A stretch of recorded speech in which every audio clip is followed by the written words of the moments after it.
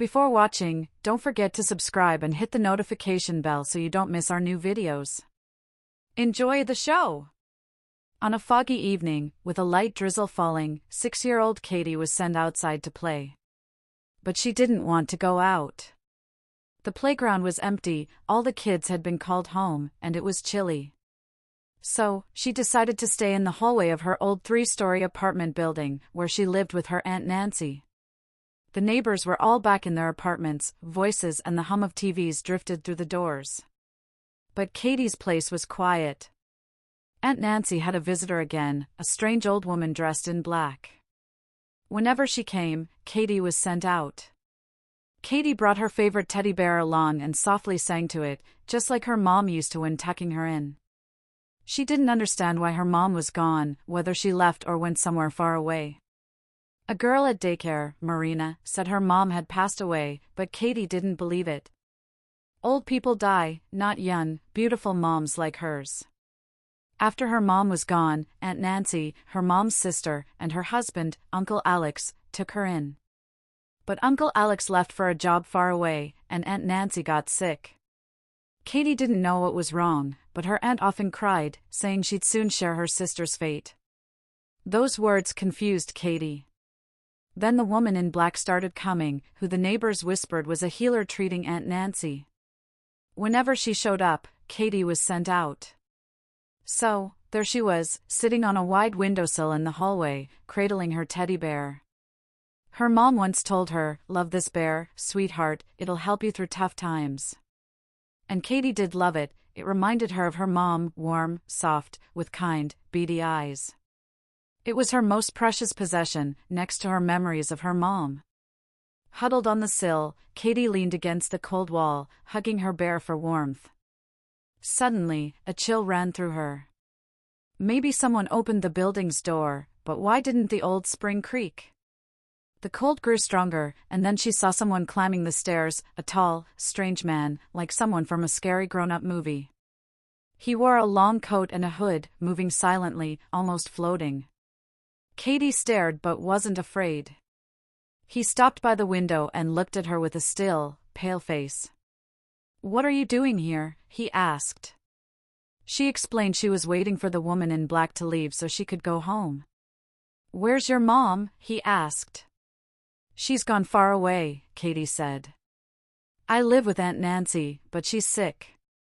The man nodded and sat beside her. "Was your mom named Lydia?" Katie's eyes lit up. "Yes." "Do you know her?" He shook his head vaguely and asked how she was doing without her mom, if her aunt and uncle were kind. "They're nice," she said. "Uncle Alex is away, and Aunt Nancy's sick, so the healer comes." They sat in silence until he spoke again. "I've come for your Aunt Nancy, to take her to your mom, Lydia." Katie frowned, confused. "Then who'll I stay with?" "Take us together." "No, little one," he said. "It's too soon for you. But if you want your aunt to stay, I can wait." "What can you give me in return?" Katie froze. What could she give? Her eyes fell on her teddy bear. Her mom's words echoed, it would help in tough times. Tears welled up, but she made her choice. "Will Aunt Nancy come back?" she asked. "I'm afraid not," he replied. "Those who go with me don't return." "Then take my bear," she said, voice trembling. "It's all I have." "Please don't take Aunt Nancy." The man stood, towering over her, holding the bear. "Tell my mom to bring it back when she comes," Katie added. But remembering his words, that no one returns, she buried her face in her knees and sobbed. Soon, the apartment door opened. Katie looked up, the man was gone, and the woman in black hurried down the stairs, glancing strangely at her. Katie went inside. Aunt Nancy was up, cooking dinner. "Did you get wet outside?" she asked. "Where's your bear?" Katie shrugged, unwilling to share what happened. Aunt Nancy called her to eat, bathed her, and read her a bedtime story, something she hadn't done in ages. Katie fell asleep and dreamed of her mom, standing in a misty glow, smiling. Katie ran to her but woke before reaching her. At dawn, sunlight slipped through the curtain, and there, on the windowsill, was her teddy bear. She grabbed it, hugged it tight, and fell back asleep. Aunt Nancy soon got better. The healer never returned. One neighbor whispered to another, death backed off. Katie overheard but thought of the strange man. She didn't understand, just like she didn't know how her bear returned. But she knew one thing, Aunt Nancy was well, Uncle Alex would come home soon, and her mom, though far away, was still with her in dreams. Moms never die, they just stop being near. This story happened nearly 20 years ago, when online dating wasn't a thing. People met through friends, at work, or in social circles. Angelina had joined a research lab 6 months earlier and quickly became everyone's favorite. Not only was she strikingly pretty, but she also radiated warmth and kindness. Always joking, always smiling, a real ray of sunshine. And her homemade pies? As her colleague Zaf said, they're to die for. Angelina also knitted beautiful sweaters with intricate patterns, flowers, butterflies, her own designs. She often made them as gifts for birthdays, never charging, just asking for yarn. Everyone wanted to do something nice for her, but she never asked for anything. Still, everyone knew her deepest wish. Angelina was tired of being alone. She'd lived happily with her husband for over 15 years until he passed away. With no kids, she was left alone at 34. After 3 years of grieving, she decided to try finding love again. But it wasn't easy. As a lab assistant, she shared an office with her boss, Peter, a researcher. She doted on him like a kid, bringing him pies, sewing on buttons, even checking his blood pressure. After his wife left him, Peter's health declined, though he was only 45. Colleagues told Angelina about his divorce, and she took him under her wing. He didn't mind. Angelina couldn't understand Peter's ex-wife. He was tall, over 6 feet, lean, with distinguished gray hair, a handsome scientist. Yet, 2 years after his divorce, he was still single. Sighing, Angelina went back to her lab samples. She was a dedicated worker, valued not just for her kindness but for her professionalism.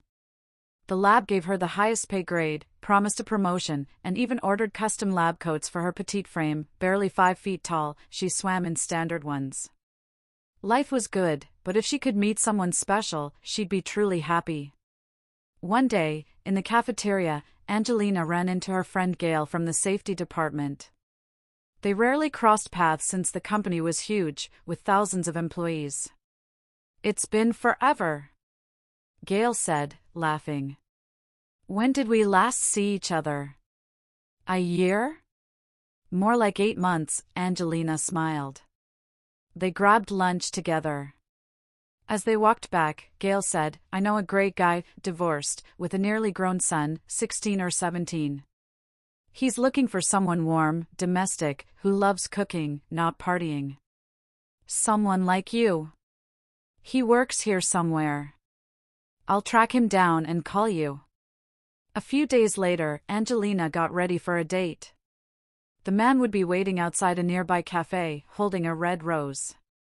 She spotted him instantly. It was Peter, her boss. Awkwardly, they had tea and pastries, then parted in low spirits.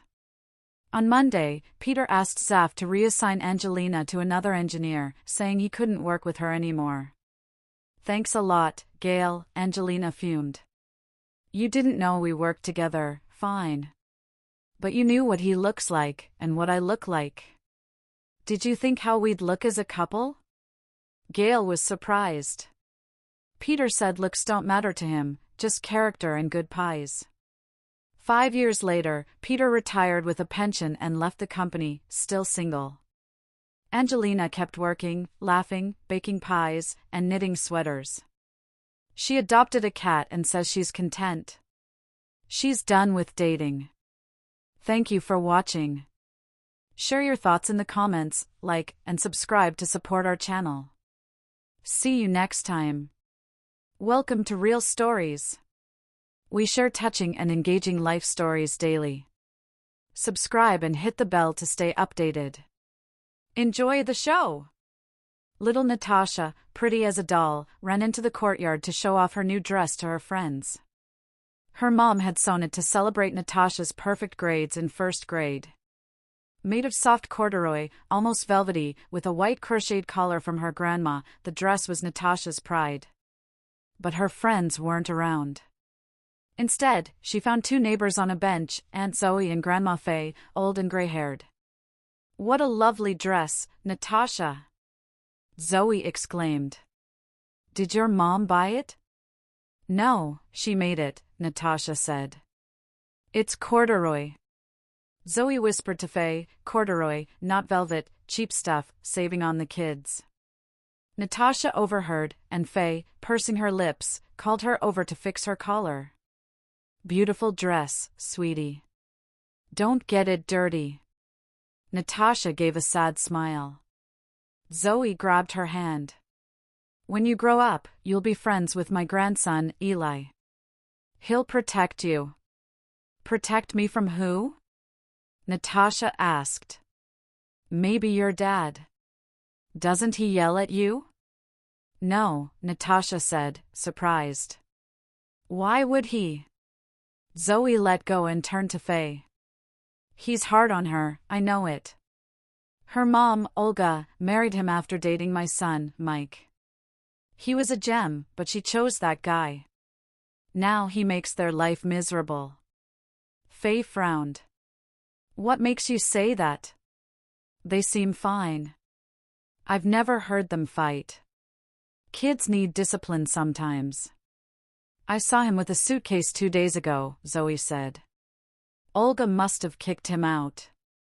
They were arguing the night before." Unnoticed, Natasha was playing with a kitten nearby and heard everything. She ran toward home, but Zoe stopped her. "Is your dad gone for good?" she asked. "He's visiting Grandma," Natasha said, tears streaming. "We're going to join him soon." Faye tugged Zoe's sleeve. "Why say that to a kid?" But Natasha was already running upstairs, crying. Her mom, Olga, opened the door, alarmed. "What happened?" "I fell," Natasha lied, then asked, "When are we going to Dad and Grandma?" "This weekend, like I said." "Miss your dad already? Why did you kick him out?" Natasha burst out, collapsing onto the couch, face in a pillow. Olga was stunned. She remembered their fight the night before Sergei left, over something trivial, as usual. They'd made up by morning, and he left calmly. Had Natasha overheard and thought she'd driven him away? Olga sat beside her, stroking her hair. "Sweetie, I'd never kick Dad out. He loves us. We're going to him soon, and Grandma's waiting with her chicks for you to feed. Remember her puppy, buddy?" Natasha calmed a bit, thinking of the little dog. She didn't mention the neighbor's gossip. She didn't want to believe it. Her dad was good, and she didn't need Zoe's grandson, Eli, who teased her and pulled her hair. That weekend, they went to Grandma's, where her dad was waiting. Natasha had been anxious. What if Mom really kicked him out? Why were they going to Grandma's then? Olga, seeing her daughter's worried eyes, held her close and vowed never to argue with Sergei again, not if it upset Natasha so much. Sergei met them at the bus stop, kissed Olga, and lifted Natasha up. "What a pretty dress. You're like a princess. It's not too warm?" Olga laughed. "She insisted on wearing it to show you." "It's not fancy," Natasha said suddenly. "It's just corduroy, but I love it because Mom made it." Her parents exchanged glances. "Why say it's not fancy?" Sergei asked. "It's got your mom's love and effort." His tone was firm but kind. Grandma greeted them with pies, mint tea, and homemade jam. The weekend was joyful. Natasha fed fluffy chicks, played with Buddy, and laughed with her parents, who took her to the river and woods. She forgot the neighbors' hurtful words. On Sunday, they saw Olga off to work. "We'll be back Friday," Sergei told her. Later, walking home with Natasha, he asked, "How'd you manage without me?" "Mom said you missed me so much you cried," he teased. "I thought you left us for good, like Vicky's dad," Natasha said. Her parents split up. Sergey's face darkened. "Nonsense. I was just visiting Grandma. She's old, needs us." "Aunt Zoe said Mom kicked you out," Natasha admitted. "She told Grandma Faye, and I heard." Sergey hid his anger. "Forget their gossip," he said. Back home, Grandma had dinner ready, and they talked about summer, mushrooms, and berries. "We'll bring Natasha back in July," Sergey promised. "Let her soak up the sun." At their building, Zoe was on the bench, smiling. "There's my Eli's little sweetheart." Natasha gripped her dad's hand. "I'll never be his sweetheart. He's mean and teases me." Zoe froze. Sergey sent Natasha inside and turned to Zoe. "Keep your gossip to yourself. You upset my daughter so much we spent a week calming her down. Say it again, and I'll report you." Zoe's smile faded, fear in her eyes. As the saying goes, you can't silence every rumor, but gossip can cause real pain. After the barbecue was eaten and plenty of drinks remained, the group of 3 couples split up, guys to the right, gals to the left. The women went inside, while the men stayed in the gazebo to finish the food, drinks, and, of course, talk. As usual, after debating football and exchange rates, the conversation turned to everyday life. Michael started. "Guys, I'm so fed up. I get home from work, barely sit down, and it's take out the trash, toss the laundry in, or wash the dishes. Anna insists since she cooks, I clean everything, pots and pans included. She says we both work, earn the same, so we split the chores. My mom laughs at me, says I'm whipped. She'd never dream of asking Dad to help with dishes or laundry, she'd die of shame. She's tried talking sense into Anna, but no luck." Sergey chimed in. "You've got it easy, man. You could kick Anna out if you wanted. I'm stuck with Vicky. I'm not going back to my dead-end hometown or taking out a mortgage. Vicky's got a 2-bedroom here, plus her grandpa left her a studio. We could trade up to a bigger place later. So, I've got no choice. I grumble that washing pots isn't manly, but Vicky's stubborn. Once, I refused to drive her to the store on a weekend, she works late, so we stock up weekly. I said I'm not her chauffeur and went to drink beer. She hauled heavy bags home herself, then threw out her back and was laid up for a week. The bills for meds and massages were insane. Now I drive her, no questions. She's not supposed to lift heavy stuff anyway." Igor laughed. "You guys are like kids. Watch and learn. I trained my Erin quick, and politely too. She started saying she works as much as me, earns the same, so why should she do all the chores? I told her, don't cook then. I'm not helpless, I can find food. She stopped cooking, thinking I'd cave. A few weeks later, we're broke from eating out. I said, look what you did, now we're stuck eating cheap noodles till payday. She never skipped cooking again. Don't want to iron? Fine, I'll go to work in wrinkled clothes. That lasted 2 days, she couldn't stand the embarrassment, since we worked together. Now she irons my shirts and pants perfectly, no complaints. Same with cleaning. Don't want to clean? Don't. I don't care, no guests, no kids, who's it for? She let the place turn into a pigsty for 3 weeks. So, I called my mom to help. Erin comes home, the place sparkles, and my mom's scrubbing the toilet, holding her back. Just helping out, dear, Mom says. I'll be back after I rest my back. Call if you need me sooner. Erin was mortified, crying her eyes out. Now the house is spotless, like an operating room. See, guys, it's simple to retrain a wife, no yelling, just strategy. If only their wives had overheard. No polite words for these guys. Help your partners. Share the chores. It's not all on the woman. Thank you for watching. Share your thoughts in the comments, like, and subscribe to support our channel. See you next time.